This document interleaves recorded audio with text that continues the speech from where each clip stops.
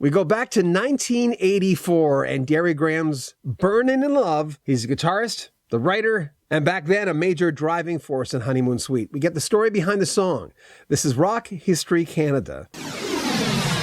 We had a long conversation with Derry, and it was really fun talking to him about the hits because in the beginning, especially, like I mentioned, he was the driving force behind the band. I mean, basically, with the exception of a few songs, he wrote the entire first album and continued to be the major driving force behind the band throughout its career. They have their first top 30 hit, by the way, on the rock charts in 19 years. Find What You're Looking For. It's also the title song of their brand new forthcoming album, which is the first album since 2008. But first, Burnin' in Love with Derry Grehan.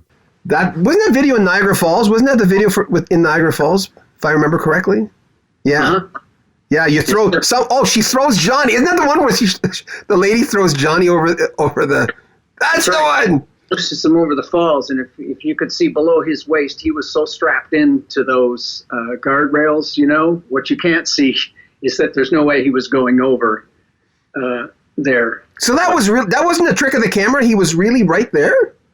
He was sitting on the guardrail right over the falls. Yeah, if he'd fallen in, he'd be dead. But below his legs, below the knees, were all strapped to the things. There's no way that he would have fell. Are you kidding me? Lead singer. He's just a lead singer. Come on. No. Yeah. Tell me about that tune. Great tune. Stood the test of time again. You know, on Spotify, it's right up there. Yeah. Again, I think I wrote that before I joined Honeymoon Suite.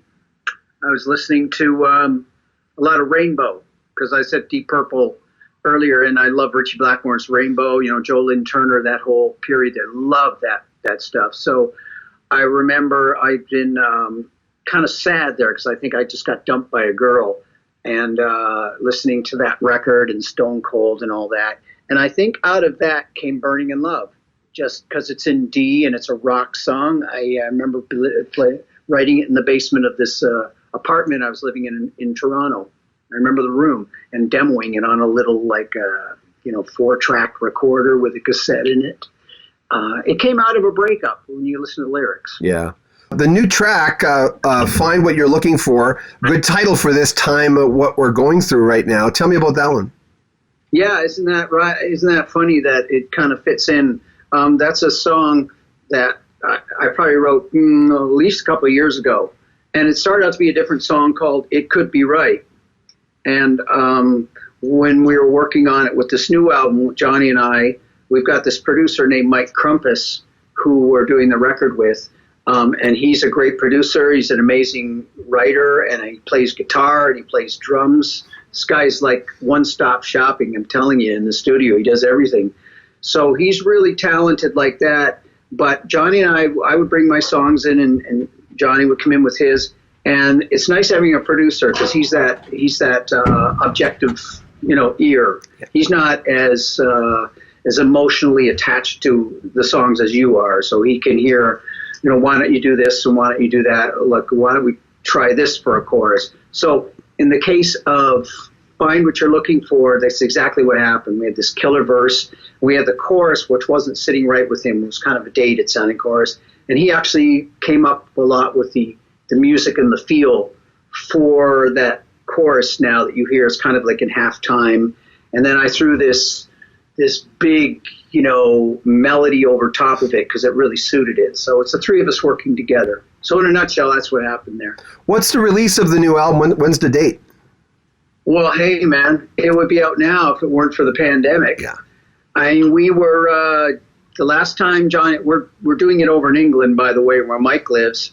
And the last trip Johnny and I made over there was in February of this year to finish overdubs. And we had one more trip planned, and then the pandemic hit in March. So we've been sitting at home waiting to go back over. And as soon as we can do that, we'll get it finished. But on the upside, we had enough of the tracks done that we've released 2 singles now, which is a great thing to do in the meantime.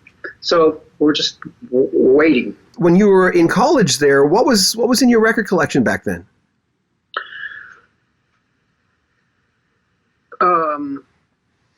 What was I listening to? I don't know. I was always a Deep Purple fan. I was always the rock guy. we're in this college, there's these jazz guys and these soft rock guys. And I'm like, come on, wake up, boys. I mean, I was the only one there with an SG and a Marshall amp. And I'm like, so I found a few other guys that were kindred spirits, and we started playing more rock. What was I listening to? Probably a lot of strange stuff like Kansas and progressive rock, because I was in college. So I was listening to all this kind of bizarre music. I can't even remember the names of these bands. Yeah. Kansas is one of those bands, though. They're not quite like the Jimmy Buffett or Todd Rundgren, where they have these big diehard groups of fans. But Kansas, their fans are on a different.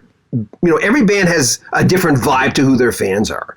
But yeah. Kansas is another one of those, because those deep lyrics, Yeah, well, they're a progressive rock band early on, but before Carry On and Dust in the Wind. If you listen to their early albums, it's the ones when I first got turned on, very progressive. Time signatures changing all over the place. I was really into that at the time, and listening to early Genesis and King Crimson and all that stuff. I just interviewed Tom Brislin, who is the new keyboard player, and he says it was a very intimidating. He played with Yes, and he says it was very intimidating getting into that band, considering. And he's Kansas. Yeah. Oh yeah, it's like musically challenging. I mean, it's thinker's music for sure. Yeah, that's what, because it was so challenging to listen to. Remember, there'll be links to Honeymoon Suite in the description of this video. More conversation with Derry Grehan coming up next week. Make sure you comment on our video, subscribe to our channel, and share our videos, and buy a t-shirt. Help support our channel. We have t-shirts for this channel, Rock History Canada, Rock History Book, and Rock History Music, all logos professionally done. They're nice t-shirts. Check it out in the description of this video. I'm John Beaudin. This is Rock History Canada.